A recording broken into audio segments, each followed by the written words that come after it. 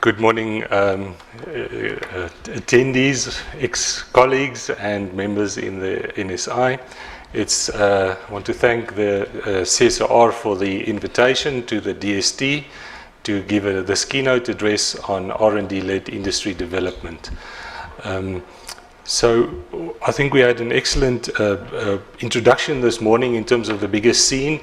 I will be talking around the research and development drivers, just giving you a quick overview of that, and then also what the DST do in terms of R&D-led industry growth, and then also a bit around the coordination around the DTI and the DST. As you've just heard, the previous invited speaker was Mr. Garth Strachan, just to show you that we do work closely together, and then some examples of industry support programs.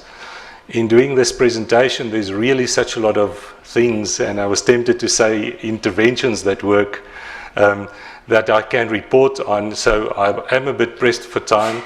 And I also want to say that during the next 2 days, you will actually see a lot of the examples and the speeches that you hear is actually examples or case studies of what are being funded in this area.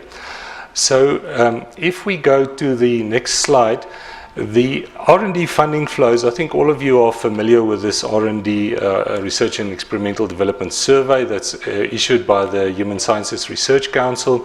It gives us the flow of R&D from the sources to the recipients. Of importance to note is that government funding or government investment in R&D is currently higher than business investment in R&D. And also other funding and foreign funding is substantially less. The dominant flows from business funding is to business itself and very little to the science councils. And also government's dominant funding is then to the science councils and to higher education. And in talking around the DST's work in terms of R&D investment, what we would like to achieve is to raise the total top level investment. So in other words, we'd like to increase, as the Deputy President this morning stated, the R&D investment to 1.5% of GDP. That's the one target. And a lot of our other work that I will talk about this morning is about leveraging business R&D. So how we can increase that, but also how we can improve the relationships between the entities. So this is the R&D flows. The next slide gives us a bit of the trend, but that's always much better because it gives you more information in terms of where you need to intervene. The first thing to note is the gross expenditure in R&D as a percentage of GDP for the last 3 years has been constant at 0.76%. And as I've just stated, the target is 1.5%, almost double that. So there really is a big challenge to do that. The DST is busy with work involving Treasury and other departments to see how we can increase the science, the R&D allocation, how that can be increased. The second thing to note is the government investment in R&D is consistently growing. The slightly worrying trend is that there was a crossover in about 27-8 between where government investment in R&D exceeded that of business. And that's not too bad, but what one needs to try and arrest is this increasing divergence between the two, and that's part of our incentives is to try and restore that we can increase business R&D as well. So that is enough. That is just the background context about R&D-led industry development. So that's the R&D portion. I will now go to just give you some insight on how we view this initiative or intervention called R&D-led industry development. As part of the outcomes that we desire from the DST and also from the DTI, maybe with slightly less emphasis, is to have new products in the marketplace, new markets being unlocked, industrial growth, and increased R&D, as I've just explained. What we have to, as kind of building blocks to work with, is the opportunities that we have. It's our resource endowment. The Deputy President spoke this morning about the titanium initiative. We have a rich endowment in titanium, the second or first in the world. And then also we have skills and capabilities, really novel skills and capabilities. I'm thinking of the work in the nanotech, in the laser center that's really globally very, very competitive. And then also local procurement. Local procurement is a relatively new lever that we are busy unlocking. And that is the ability to, if a government procures items, you are able to designate or to say we would like this level of local content. And on the back of that guidelines, we have a number of incentives to then say use local procurement to build the industrial capacity and also to help transform the industrial landscape. So that is the opportunities that we have to work with. What we then need is champions to really take this forward. And that is in the form of Center of Competence. We've got a titanium Center of Competence, there was a biocomposites, but there are various other centers of competence. Or original equipment manufacturers, a big local producer who can actually unlock some of these opportunities. Or state-owned companies, also part of the government's stated plan is to use the state-owned companies as levers to unlock industrial growth. And then also science councils. We spoke this morning, we heard a bit about what the CSIR is doing. So that is one of the other ingredients. What the DST then do is to say, we will invest in focused R&D programs. That can be local. We partner with the European Union, for example, so we also, in a sense, support foreign-based R&D partnerships or development. We have a big investment in postgraduate qualifications. This year, we are investing another 300 million rand into that over the next 2 years, sorry. And then also into R&D infrastructure. There's a fairly big budget for R&D infrastructure, different categories, cyber infrastructure, the square kilometer array, high-end infrastructure which goes to the universities, and also then to fund the laboratories, or for example the titanium metal powder plant was funded from high-end infrastructure. And then focused technology development, and we all know it's sometimes more technology development than the pure science. So that is what the DST funds. Where we fund is in the following areas. And I'd just like to give you a sense of the sector-specific areas that we invest in. Aerospace and space. I've separated the two because there's a very strong emphasis on space itself. Advanced manufacturing and chemicals, they are the advanced manufacturing initiative, or metals initiative, sorry. And then the advanced manufacturing technologies, the old AMTS has now morphed into that. Mining and beneficiation, the advanced metals initiative, and we're working closely now on titanium beneficiation, platinum beneficiation, part of the ISA initiative. I've mentioned advanced metals, information and communication technologies. I think most people are familiar with the ICT roadmap that's being hosted by the CSIR. Bioeconomy, you're familiar with, health, energy. And then we've realized that in some instances there are really big R&D intensive developments. For example, the titanium metal powder plant with the ability to unlock new industries, and they nearly need a bit of special care. So in order to do that, we've devised this Emerging Industries Action Plan, and I have another slide on that. But if you look at the sectoral focus, that you'll see that there's a good correlation between what we focus on and the DTI sectors. It's not meant to be to have a one-to-one match. We just want to say that we're working in a similar direction. So if you then talk around these activities, that goes to the sectors, but it also goes to incentives cross-cutting firms. And in that instance, we've got the Industry Innovation Partnerships Fund, which I will talk around. And part of that is the Sector Innovation Funds. We also have a special incentive or intervention to support SMEs through the Technology Stations Program. The ones in red I have separate slides on, so I will come back to that. And then also to increase local production, as I've mentioned earlier, and that is the whole incentive around technology localization. We support also supply chain development, commercialization via the Technology Innovation Agency, and via some of our similar policy frameworks that we develop jointly with the Technology Innovation Agency. Then there's also the R&D tax incentive program. I think everyone's familiar with that you can get up to 150% of your tax expenditure back, but I will not discuss that in detail. So that is the more practically where we focus in these areas. After the intervention, we have as outputs the following. We have knowledge partnerships, which for us is important because that is the key to enduring competitiveness. We have competitiveness, capability, increase in capability, and innovations are the outcomes. And that leads then to the outcomes, the new products in the markets. And you might say we've reached the point, we've achieved the outcomes. However, if you stand slightly back, there is a fairly big problem, because it's this problem, as Ben Turok coined it, that wealth doesn't trickle down. The fact that globally there's growing inequality, that there's industrial growth, but it's limited to sectors, and the majority of the population does not benefit from it.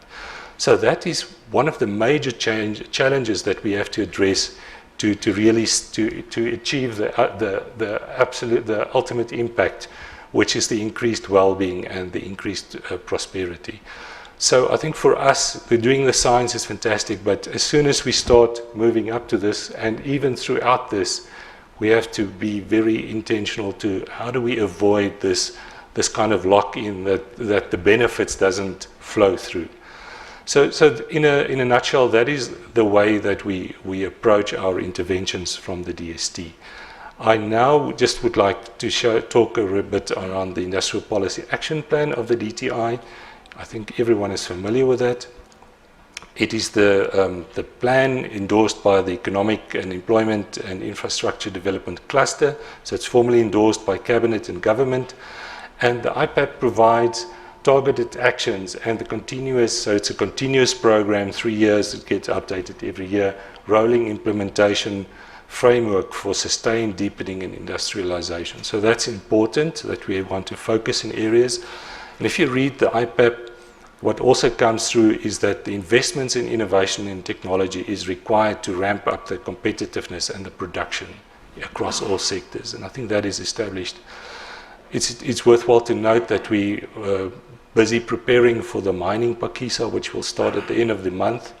And in all our deliberations and the feedback we've had from the Chamber of Mines is the way forward in a very old industry like mining is really to renew it through science and technology, through very focused interventions to go from conventional mining into continuous mechanized mining. Because if you do that, you can then unlock lower, high grades but very narrow reefs which are not normally mineable. So the role of science and technology, I think, is increasingly acknowledged. You also heard the Deputy President this morning.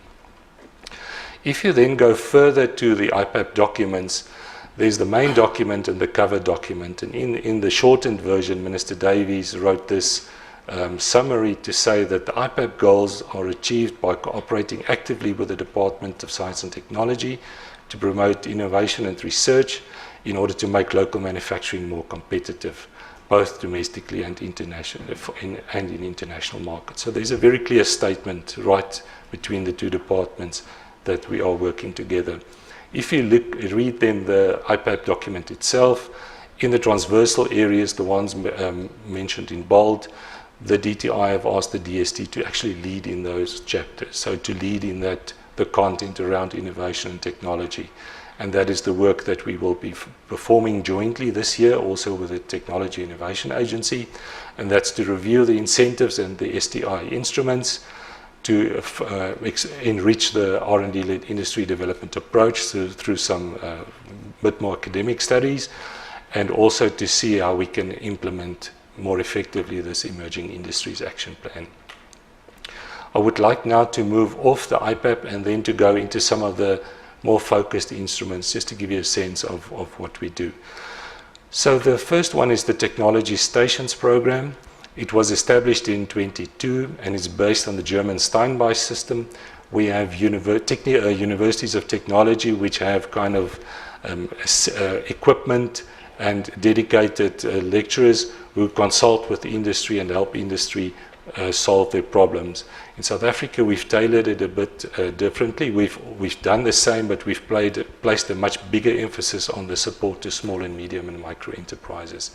So any potential entrepreneur can walk into a technology station, say, please provide me with support of this conceptual layout or the test and evaluation of this, or then the prototyping. So whilst the University of Technology does that, the intention is that also the students get and the lecturers get exposed to industry problems, and that they will enrich and improve their curriculum. So it's a two-way benefit. For us, we fund them annually through, and it's implemented by the Technology Innovation Agency. They've got a sectoral and a regional focus. They are 10 more in the manufacturing side and 8 more in the agricultural side. They are geographically spread, and the intention is that it's accessible to all. They also serve bigger firms, they also do contract research, but the emphasis is really on the small and medium and micro enterprises. Hardis will talk about additive manufacturing. If you look at this, the Vaal University of Technology has got incredible suite of equipment for 3D printing, from sand printing, etc. And the University of Technology at the Free State is doing a lot of work in additive manufacturing for medical purposes. So this is a fairly important investment from the DST and the Technology Innovation Agency. We then get to the Emerging Industries Action Plan. I mentioned earlier that sometimes you have these big potential projects that really has the potential to generate new industries or change the industrial landscape. And what we realized is in the titanium powder plant is that it was funded by the DST, or it is funded by the DST to the CSIR. When we needed to build the pilot plant, we went to Treasury, and it was difficult to get the funding. The initial request was around 400 million. It was very difficult to get that. It was then decided to go for an intermediate plant, which was about 50 million. That was funded from the DST's infrastructure fund. But the whole intention is that if there is such a promising project, R&D intensive, that at some point there's an evaluation external to the DST, that other departments will come in, do the hard techno and the economical evaluation. And based on the recommendation of those departments, they will then give the go-ahead, or can give a go-ahead. It's then no longer only a DST program, it's a shared government program. And the intention is that they then accept responsibility for the downstream funding, typically to help cross this innovation chasm that we always speak about. So that is part of our interventions to really help unlock the potential of these substantially large industrial development programs. So that's just some detail around that. Then I would like to move to some of the other areas, the Industry Innovation Program. That is also relative, it's about 2-3 years old now, the program. And the aim of this program is to leverage industry research and development investment through RDI co-funding. So we really like to say, increase your investment in R&D, we will help you with that in order for you to increase your export market share. And we also, secondly, would help to mitigate potential underinvestment in technology and innovation areas, also that these firms can then improve their competitiveness. And then for us, the long-term measure is this increased sector contribution to GDP. I've not shown the pictures, but you all know that manufacturing's contribution to GDP has drastically decreased in the last 10-15 years. And for us, that is important, not only for manufacturing, but in a number of the areas. If you look at the bottom, you'll see some of the focus areas. Some of them are existing areas, and it's just being extended through this funding. For example, satellite and titanium are existing. Also manufacturing, biomanufacturing is just scaled up. I have a bit more detail on the ICT Industry Partnership Fund. It was also mentioned this morning by the Deputy President.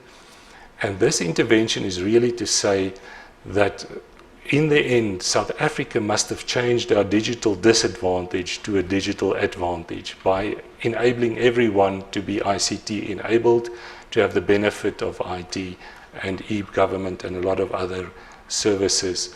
And this will be done through sound investment and effective coordination.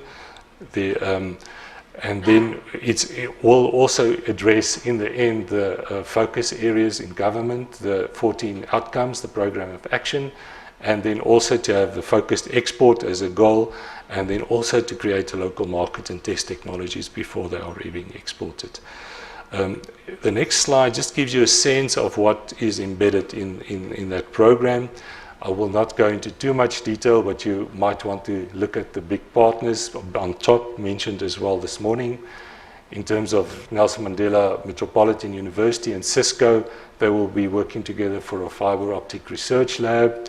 There's investments in broadband spectrum, in interworking and convergence, on the members from the Chamber of Mines around ICT and mining, advanced human capital development program in ICT through a partnership with IBM, and then also at MLab to enable more mobile applications being developed by really a broad population. So the entry barriers are much lower there, and we want to have much greater penetration in that domain. The next program, which is related to the innovation industry partnerships, is the sector innovation funds. And that's almost got a similar goal, but the big difference is this works with sectors. So it's about the sector's competitiveness. The sector takes or dictates or leads the research agenda. It leads it through its members. And what we want to see there is in the sector is to increase the R&D. In the previous one, we spoke about the contribution to GDP. Here is to increase the contribution to the R&D expenditure. And this is also one of the key initiatives for us in targeting the 1.5% R&D investment in the next 5 years. That just gives you a sense of the existing sector innovation funds that has been established: minerals processing, in citrus export, marine aquaculture, paper manufacturing, forestry, sugarcane, post-harvest innovation program, marine manufacturing, and wine. So you'll see it's very broad. It's really based on the let's call it the commitment and the initiative of the respective sectors to take and to come to us and approach us in terms of this agenda. Then lastly, I'd like to talk around the technology localization program. There's so many programs, but this one specifically aims to unlock the public procurement. So this is where we buy. Government has a bigger say in what we can and would like to manufacture locally. And this intervention is really around that, to increase the local production by increasing the capability of firms. And that will have then, so is also then to stimulate or to intervene to improve the competitiveness and the capability. What we have as the next level packages that we allocate is the technology assistance packages. That's at the two things. It's at the firm level, so a firm can apply to get support, and that support gets then provided by a third party. I have an example in the next slide. Or across a sector. For example, here we've done in the foundries, we've set up a fairly extensive magma simulation capability at the Vaal University of Technology. It's got nodal points at 5 other universities, and foundry members can go to these centers and do some modeling of their casting before they do that. So that will help them reduce cost and also improve efficiency. So there are a number of interventions that we are considering going forward. And then also technology development, and that is really specifically aimed at maturing local technology that can go into public procurement. The example here is the ultrasonic broken rail detection system, here developed at CSIR and with the Institute for Maritime Technologies, is how that is then matured and then absorbed into Transnet locally and overseas as well. Then there's a large activity around profiling and benchmarking. This was an activity that was in the past performed by the UNIDO Supply Development Program. This is now done by the Technology Localization Implementation Unit. And that means that virtually any company can be benchmarked. And that through the benchmarking exercise, you then become aware of your gaps in terms of quality or processes. In addition, we're working on a technological capability measuring tool, so to say, on the technical capability and technology capability, how do we benchmark against other firms? This is not fully rolled out yet, but we're working with a firm in Britain who is working with UNIDO. They've got a database around 15,000 European firms. So by using this, we can also benchmark against some of the European firms in terms of capability. This is important if a foreign OEM comes into South Africa and is looking for someone to do, for example, steel window frames for a train. in the world, you can go into the database, it's freely accessible, and you can find firms who are able to do that or other things. Currently, there's about 2,000 firms on this database. And then to continue, there's the Human Capital Development Program, the Internship Program. This is really work-integrated learning. This builds on our supply of P2 and P3 students to enable them to complete their studies. This is implemented at the Technology Innovation Agency, at Mintech, and through the CSIR. And then there's also the technology stations, which is then ring-fenced funding to TIA. So all of this, besides the last one, is then implemented by the Technology Localization Implementation Unit. Mr. Ashley Bugwandine will talk around it tomorrow. He might give you some nice impact figures about what was really achieved. A lot of import substitution, new IP developed, new exports secured, jobs retained, and so it's really been a great success story for us. As an example, Swassup is one of the only firms in South Africa that manufactures train axles, and they were manufacturing it, but they lacked this quality accreditation to EN 13261. They didn't have that. The University of Stellenbosch was tasked to help them acquire that quality standard. So in other words, the University of Stellenbosch was paid to do it. They received the capability, and through that they are now fully incorporated in the Bombardier supply chain. They've secured export orders to the Middle East and Far East. So that's really based on a relatively small investment, quite a substantial impact that we have achieved through the technology localization, this technology station as well. Then to conclude, what we've seen then, R&D is increasingly essential, I think almost exclusively essential for the continued firm and sector competitiveness, also for new industry development. So as I said in the beginning, DST is investing in R&D investments for knowledge production in human capital and R&D, but we're also ensuring that this knowledge utilization, how we apply this knowledge, results in industrial growth. So for us, that's important. Then secondly, we're also continually maximizing the instruments that we have. So it's not to say that we have that, and DTI's got theirs, and EDD, and TIA, and everyone. We have this intentional focus of saying, how can we maximize programs? How can we maybe address overlaps or gaps in the funding matrix? I did not show that. But really for us, it's about impact.